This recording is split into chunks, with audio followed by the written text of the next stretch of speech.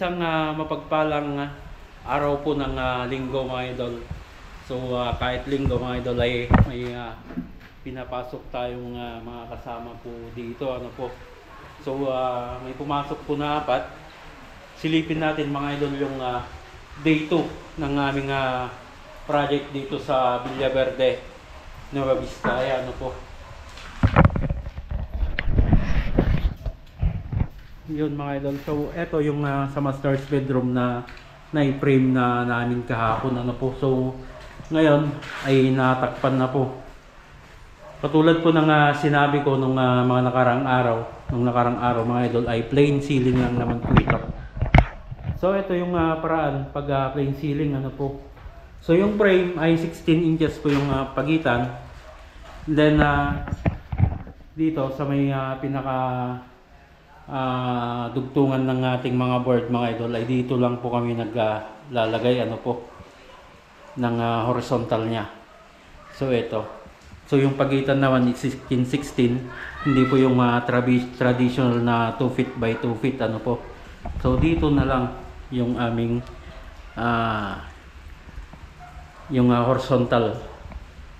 Then yung sa yukat mga idol ay mananatili po yan. Nasa 4mm to 5mm po yung sukat po nito o yung gap. Mahalaga po yan lalo na pag nagpapintura na po sila para hindi po magkaroon ng malalaking bitak o crack yung kisame ano po.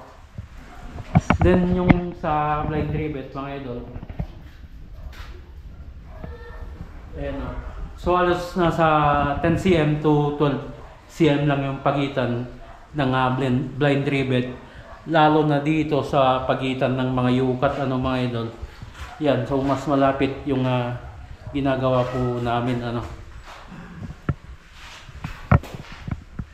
Yan, yung ganap sa master's bedroom. Tapos na po yan. Yung cornesa na lang po. Then dito sa room 2, ito yung hindi pa na-frame kahapon ano po. So na-frame na po ito. Then nalagyan na rin po ng isang board ano. So ito na. Then yung sa center line. Then sa kitchen mga idol, ayan o.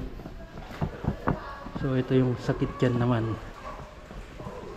Naka frame na. So ready for ano na po ito, board installation. Dito na lang po sa pinaka receiving o hallway na maliit ang hindi pa na i-frame ano po. So magpapa-install muna tayo ng board bukas. Huhuli na natin ito.